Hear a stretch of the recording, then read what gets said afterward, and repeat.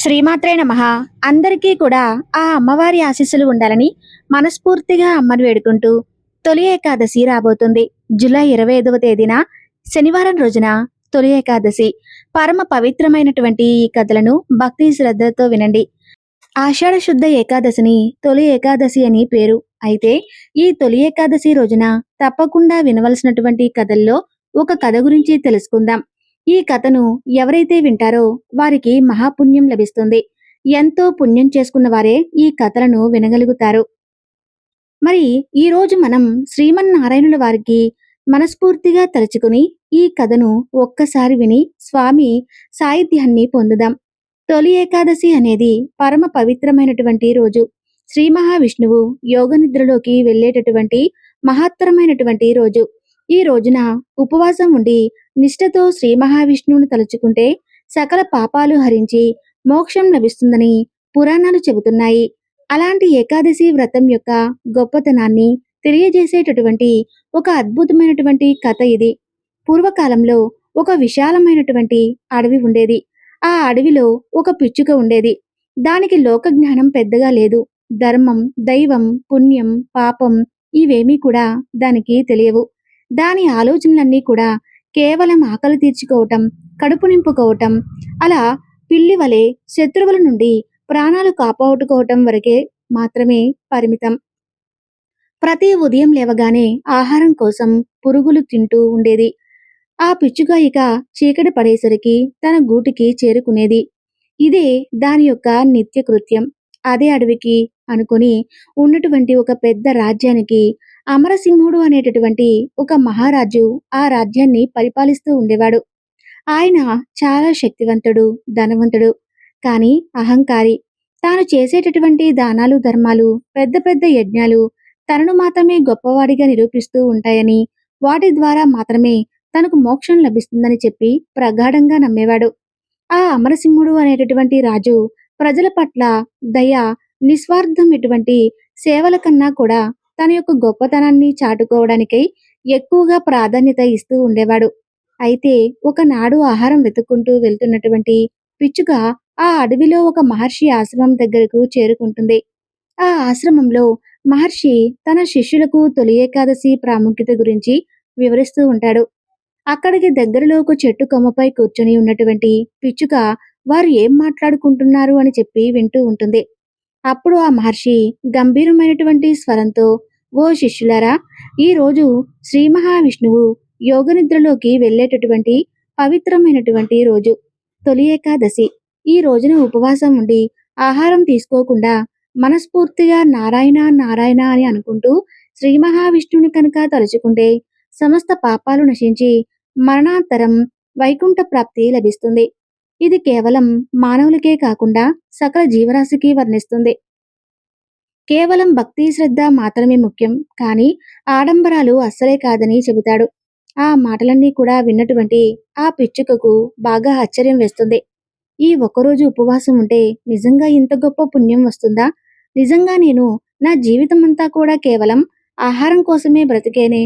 అయ్యయ్యో, నాకు ఎన్నో పాపాలు అంటి ఉంటాయే.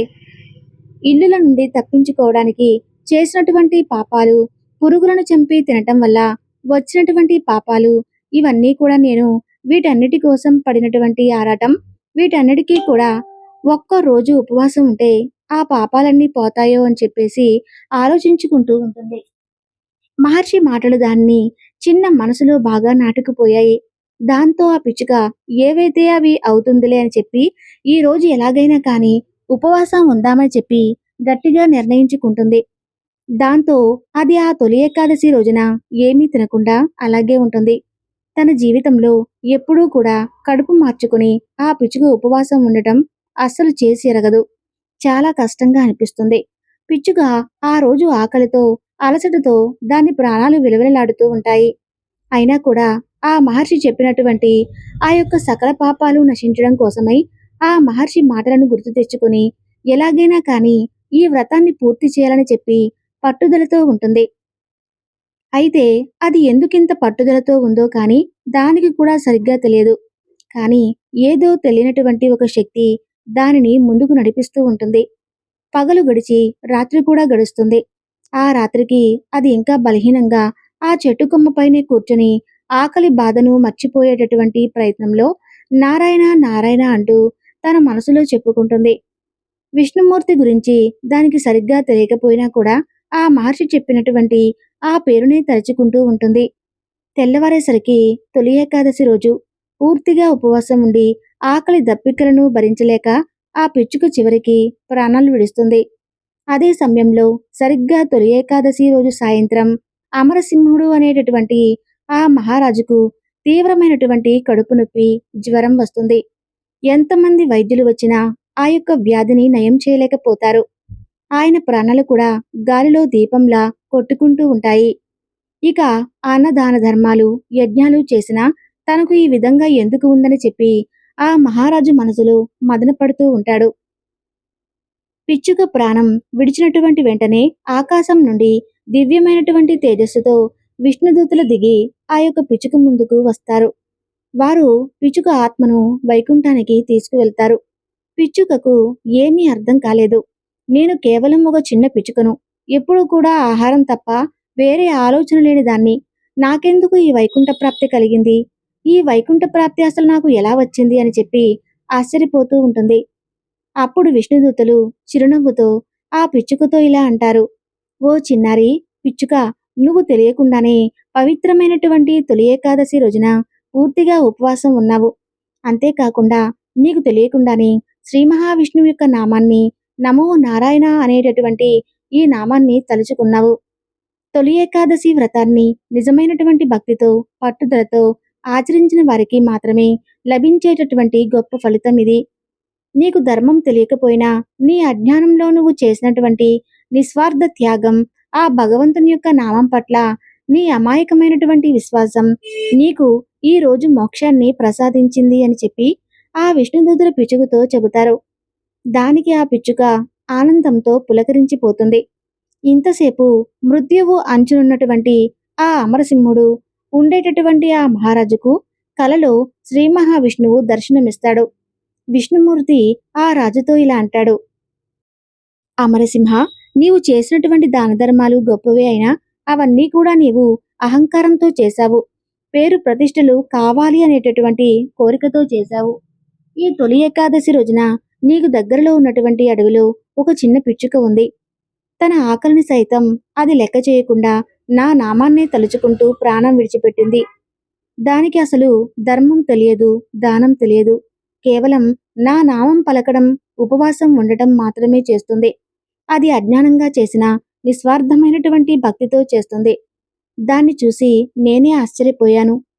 అయితే అసలైనటువంటి నిష్కల్మషమైనటువంటి కర్మ నీవు నీ సంపదతో చేసినటువంటి దానాల కన్నా ఆ చిన్న పక్షి ఆకలితో చేసినటువంటి ఆ నిస్వార్థ ఉపవాసమే నాకు ఎక్కువగా ప్రీతిపాత్రమైంది. కాబట్టి చిన్న భక్తి నాకు చాలు అని చెప్పి శ్రీ మహావిష్ణువు ఆ రాజుతో చెబుతాడు. కల నుండి మేలుకున్నటువంటి మహారాజుకు తన అహంకారం అర్థమవుతుంది. తనకున్నటువంటి ధనం, అధికారం కన్నా నిస్వార్థమైనటువంటి భక్తి, దయ, కరుణలే స్వామికి నచ్చుతాయి. అవే గొప్పవని చెప్పి తెలుసుకుంటాడు. తాను చేసినటువంటి దానాలలో ప్రచారం కన్నా నిజమైనటువంటి దయకే విలువ ఇవ్వాలని చెప్పి తెలుసుకుంటాడు. అతనిలో అప్పటికప్పుడే మార్పు మొదలవుతుంది. ఆ మహారాజు వెంటనే లేస్తాడు. అప్పటికే తన జబ్బు తగ్గడమే కాకుండా ఆయన అంతకుముందు ఉన్నదానికంటే కూడా ఎక్కువ శక్తిని, ప్రశాంతతను పొందుతాడు. అప్పటి నుండి అమరసింహ మహారాజు అహంకారాన్ని విడిచిపెట్టి నిస్వార్థంగా ప్రజలకు సేవ చేయటం ప్రారంభిస్తాడు. తనకు కలిగినటువంటి సంపదను కేవలం తన గొప్పతనం కోసం కాకుండా నిజంగా అవసరమున్న వారికి సహాయం చేయటం కూడా ప్రారంభిస్తాడు. ఈ విధంగా నిజంగా అవసరమైన వారికి సహాయం చేయడానికి ఆయనకి ఉన్నటువంటి సంపదలన్నీ కూడా ఉపయోగిస్తాడు. ఆయన రాజ్యంలో పేదలందరినీ కూడా ఆదుకుంటాడు. అంతేకాకుండా తొలి ఏకాదశి గొప్పతనాన్ని తెలుసుకుని ప్రతి సంవత్సరము కూడా తాను ఆ వ్రతాన్ని పాటించడమే కాకుండా రాజ్యంలో ఉన్నటువంటి ప్రజలందరితో కూడా ఆ యొక్క తొలి ఏకాదశి వ్రతాన్ని తప్పనిసరిగా పాటించాలని చెప్పి దండోరా వేయిస్తాడు. అలా ఆయన పరిపాలనలో ప్రజలందరూ కూడా సుఖ సంతోషాలతో జీవిస్తారు. ఈ కథ ద్వారా మనం తెలుసుకున్నది ఏమిటంటే, నిజమైనటువంటి దైవభక్తి అనేది కేవలం ఆడంబరాలలో కాకుండా దాన ధర్మాలలో మాత్రమే ఉంటుంది. అదే నిస్వార్థంలో ఉన్నటువంటి కరుణతో, అజ్ఞానంతో కూడా ఉన్నటువంటి ఇవన్నీ కూడా స్వామికి పనికిరావు. స్వచ్ఛమైనటువంటి విశ్వాసంతో ఉండేటటువంటి భక్తి, ప్రేమ వాటికి స్వామి అంకితమైపోతాడట. కాబట్టి ఈ తొలి ఏకాదశి వంటి పవిత్రమైనటువంటి దినాల్లో మనసులో ఎలాంటి స్వార్థము లేకుండా చేసేటటువంటి చిన్నపాటి త్యాగము, దానము కూడా స్వామికి ఎంతో ప్రీతికరం. ఎవరైతే ఈ కథను వింటారో వారికి కోటి ఉపవాసాలు చేసినటువంటి పుణ్యం, సమస్త శుభాలు, పాపాల నుండి విముక్తి కలుగుతాయట. అలాగే అహంకారం విడిచి స్వచ్ఛమైనటువంటి మనసుతో జీవిస్తే దైవానుగ్రహం అనేది తప్పకుండా లభిస్తుందని చెప్పి తెలియజేస్తున్నటువంటి కథ. ఇక అలాగే ఈ తొలి ఏకాదశి రోజున తులసి పూజ కూడా చేస్తారు. తులసి ఆకులతో శ్రీ మహావిష్ణువుని పూజిస్తారు. కాబట్టి తులసి చెట్టు యొక్క మహిమను తెలియజేసేటటువంటి కథ గురించి కూడా తెలుసుకుని కోటి జన్మల పుణ్యాన్ని పొందుదాం. పూర్వం ఒకప్పుడు సత్యభామ శ్రీకృష్ణుడి దగ్గరకు వెళ్ళి, ఓ స్వామి, తులసి మొక్కకు నీరు పోస్తే మంచి జరుగుతుందని చెప్పారు కదా, మరి తులసి దగ్గర దీపం పెట్టడం వల్ల ప్రయోజనం ఏమిటి అని చెప్పి అడుగుతుంది.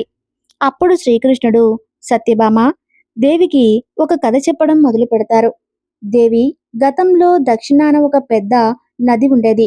ఆ నది ఒడ్డున హరిహరుడు అనేటటువంటి ఒక పేద బ్రాహ్మణుడు ఉండేవాడు. అతను వేదాలను చదివిన ఒక గొప్ప పండితుడు. అయితే అతని దురదృష్టం కొద్దీ అతనికి పొగరుబోతు భార్య దొరికింది. ఆమె ఎప్పుడూ కూడా అతన్ని అవమానిస్తూ ఉండేది. భర్తతో ప్రేమగా వ్యవహరించేది కాదు.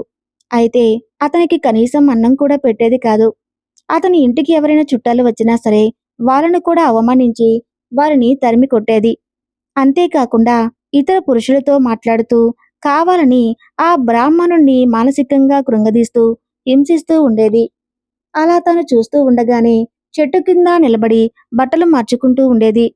అయితే ఆ బ్రాహ్మణుడు ఎన్నోసార్లు ఆమెను హెచ్చరించాడు, తన ప్రవర్తన మార్చుకోమని చెప్పాడు. కానీ ఆ బ్రాహ్మణుడి యొక్క భార్య అతని మాటలు అస్సలేం పట్టించుకోలేదు. నీలాంటి అడుగు తినే వాడిని పెళ్లి చేసుకుని నేను చాలా పెద్ద తప్పు చేశాను. నీలాంటి వాడితో బ్రతికే కంటే నరకానికి పోవటమే నాకు సుఖంగా ఉంటుందని చెప్పి అతనితో గొడవ పెట్టుకుంటూ ఉండేది. అంతేకాకుండా తన భర్త ముందే ఆమె వ్యభిచారం చేయటం కూడా మొదలు పెట్టేది. అలా ఆమె ఎంతగానో కామ జ్వాలలతో రగిలిపోతూ ఉన్నటువంటి ఆమెను చూసి తన భర్త కూడా ఎప్పుడూ బాధపడుతూ ఉండేవాడు. ఎవరినైనా కానీ భగవంతుడు వెంటనే శిక్షించపోయినా కొన్ని రోజుల తర్వాత ఆయన తప్పకుండా తప్పు చేసిన వారికి భగవంతుడు ఏదో ఒక విధంగా శిక్షను విధిస్తాడు. అయితే ఆమె ఆ విధంగా ఎప్పుడూ కూడా తన భర్తను అవమానిస్తూ ఉండేది. అయితే ఒకనాడు ఆవిడ అడవిలోకి వెళ్తుంది. అదే అడవిలో ఒక భయంకరమైనటువంటి పులి తిరుగుతూ ఉంటుంది. ఆ పులి చూపు ఆ బ్రాహ్మణ స్త్రీ మీద పడుతుంది.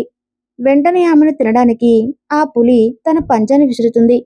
అయితే ఆ బ్రాహ్మణ మహిళ ఎంతగానో భయపడిపోతూ ఆ పులిని వేడుకుంటుంది. తనను దయతో విడిచిపెట్టమంటూ వేడుకుంటుంది. అందుకు ఆ పులి ససేమీరా ఒప్పుకోలేదు. ఈ రోజు నువ్వు నాకు ఆహారంగా మారిపోవాలి అంటూ ఆ యొక్క ఇది ప్రకృతి నిన్ను నా దగ్గరకు పంపించింది అని చెప్పి చాలా గొప్పగా చెబుతుంది ఆ పులి. అప్పుడు ఆ పులి మాట్లాడుతూ ఉండటం చూసి ఆ మహిళ ఎంతగానో ఆశ్చర్యపోతుంది. నీవు సాదాసీదా పులివి కాదు, ఇంతకీ నువ్వు ఎవరు, నిజం చెప్పు అంటూ ఆ పులిని ప్రశ్నిస్తుంది. ఆమెను చంపి తినడం మానేసి తన జీవిత కథను చెప్పడం మొదలుపెట్టింది ఆ పులి. అదేమిటంటే, ఓ స్త్రీ, చూడు, నీలాంటి మహాత్ములను, నీలాంటి పాపములను పనులు చేసేవారని ఎప్పటికీ కూడా భగవంతుడు విడిచిపెట్టడు. అయితే నా గురించి అడిగావు కాబట్టి నేను నీకు నా కథ గురించి చెబుతాను, విను, శ్రద్ధగా విను అని చెప్పి ఆ పులి తన యొక్క పూర్వజన్మ కథ గురించి చెప్పటం మొదలుపెట్టింది. ఒకప్పుడు దక్షిణ దిశ తీరంలో పవిత్రమైనటువంటి నది ఉండేది. అక్కడే ఒక బ్రాహ్మణుడు నివసిస్తూ ఉండేవాడు. ఎన్నో పుణ్యాలు చేసుకుని ఆ బ్రాహ్మణుడి కడుపున నేను పుట్టాను. అయితే ఆ బ్రాహ్మణుడు సద్గుణాలు రాలేదు, నాకు అస్సలు లేవు. ఆ బ్రాహ్మణుడు ఎంత మంచివాడో నేను అందుకు విభిన్నంగా ఉండేవాణ్ణి. నాలో ధనాన్ని సంపాదించాలనేటువంటి కోరిక విపరీతంగా పెరిగిపోయింది. దాంతో నేను అక్రమ మార్గంలో ధనాన్ని సంపాదించడం మొదలుపెట్టాను. అయితే ఎన్నో యాగాలు నిర్వహించాను, కానీ వాటికి కూడా ధనాన్ని ఆశించాను. ఎన్నో పాపపు పనులు చేస్తూ పాపాత్ముల కోసం యజ్ఞాలు కూడా చేసి వాళ్ళ నుండి కూడా విలువైనటువంటి దానాలను స్వీకరించాను. అలా సమయం గడిచిపోతూ ఉంటుంది. నేను ముసలివాడిని అయిపోయాను కానీ, నా మనసులో మాత్రం ధనాన్ని సంపాదించాలి అనేటువంటి అత్యాశ మాత్రం పోలేదు. అయితే ఒక రోజున నది ఒడ్డుకు వెళ్ళి కొంతమంది పండితులతో కలిసి సక్రమమైనటువంటి పూజా విధానంలో కాకుండా తప్పుడు మంత్రాలు చదువుతూ పూజలు చేశాను. అయితే అదే సమయంలో ఒక వీధి కుక్క నా దగ్గరకు వచ్చింది. దాన్ని నేను తరిమి కొట్టాను. కానీ అది నా కాళ్ళను కొరికేసింది. కుక్క కాటు వల్ల నేను కొద్ది రోజులకు చనిపోయాను. నేను చనిపోయిన తర్వాత యమదూతలు ప్రత్యక్షమయ్యారు. అయితే ఎన్నో పాపాలు చేయటం వల్ల నాకు యమలోకంలో ఎన్నో శిక్షలు వేశారు. అలా కొన్ని వేల సంవత్సరాల పాటుగా శిక్షలు అనుభవించిన తర్వాత తిరిగి నాకు ఈ పులి రూపంలో జన్మ లభించింది. నా పూర్వజన్మ గురించి నాకు బాగా తెలుసు. కాబట్టి నేను పుణ్యాత్ములను చంపను, తినను అని చెప్పి ఒక ప్రతిజ్ఞ చేసుకున్నాను కాబట్టే నీలాంటి పాపాత్ములైనటువంటి వాళ్ళను మాత్రం చంపి తింటే ఖచ్చితంగా నా పాపాలకు ప్రాయశ్చిత్తం లభిస్తుందని చెప్పి ఆ తర్వాత ఆ పులి ఆ మహిళను చంపి తినేస్తుంది. ఆ తర్వాత ఆమెను యమదూతలు తీసుకుని వెళ్తారు. అయితే నరకానికి వెళ్ళిన తర్వాత ఆమెను యముడు ఇలా అంటాడు. ఆమె పాపకర్మలన్నీ కూడా చూసి చిత్రగుప్తుడు సైతం ఆశ్చర్యపోతాడు. ఆమె వ్యభిచారం చేయటమే కాకుండా భర్తను, అత్తమామలను నానా రకాలుగా హింసించి ఎన్నో పాపాలు చేసిందని చెప్పి తెలిసి ఆమెకు ఘోరమైనటువంటి శిక్షలు విధిస్తాడు. ఎన్నో సంవత్సరాల పాటు అగ్నిగుండంలో ఆమెను కాల్చివేస్తారు. తర్వాత ఆమె ఒక చండాలుడు ఇంట జన్మిస్తుంది. ఎలాంటి దాన ధర్మాలు, హిందూ సాంప్రదాయాలు తెలియనటువంటి ఇంట్లో పుట్టడం వల్ల ఆమె 20 సంవత్సరాల వరకు కూడా ఎన్నో అవస్థలు పడుతూ బ్రతుకుతుంది. ఆ తరువాత ఆమె ఒక నది ఒడ్డుకు వెళుతున్నప్పుడు అక్కడ కొంతమంది స్త్రీలు తులసి మొక్క దగ్గర దీపం వెలిగించడం చూస్తుంది. ఆడవాళ్ళందరూ కూడా తులసి మొక్కకు ఎందుకు పూజలు చేస్తూ ఉన్నారా అని చెప్పి ఆమె ఎంతగానో ఆశ్చర్యపోతూ వాళ్ళను ఆ వివరాలు కనుక్కుంటుంది. తులసిని పూజించడం వల్ల సర్వ పాపాలు తొలగిపోతాయని చెప్పి తెలుసుకుని ఆమె కూడా తులసి ముందు దీపం పెట్టడం ప్రారంభించింది. అలా రోజులు గడిచిపోతూ ఉండగా ఒకనాడు అనుకోకుండా ఆమెకు అనారోగ్యం వస్తుంది. నిమిషాల్లో ఆమె చనిపోయిన తర్వాత ఆమె ఆత్మను నరకానికి తీసుకువెళ్ళడానికై యమదూతలు వస్తారు. ఆమెను వాళ్ళు నరకానికి తీసుకువెళ్తూ ఉండగా వైకుంఠ ద్వారపాలకులు యమదూతలను అడ్డుకుంటారు.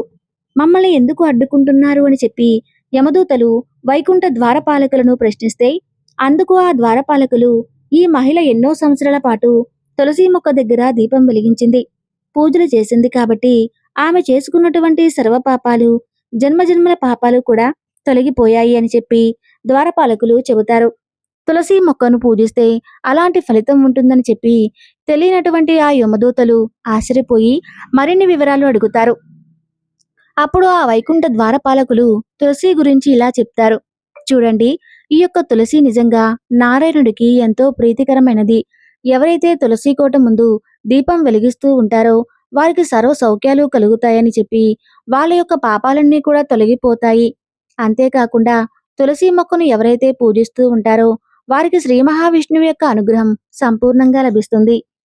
ఓం నమో భగవతే వాసుదేవాయ అనే మంత్రాన్ని ప్రతినిత్యము కూడా జపిస్తూ తులసి మొక్కను ఎవరైతే ప్రతినిత్యము కూడా సూర్యాస్తమయ సమయంలో, సూర్యోదయ సమయంలో తులసీమాత ముందు దీపాన్ని వెలిగించి విష్ణువును స్మరిస్తారో వారికి తప్పకుండా పుణ్యం లభిస్తుంది. సకల జన్మల పాపాలు తొలగిపోతాయి.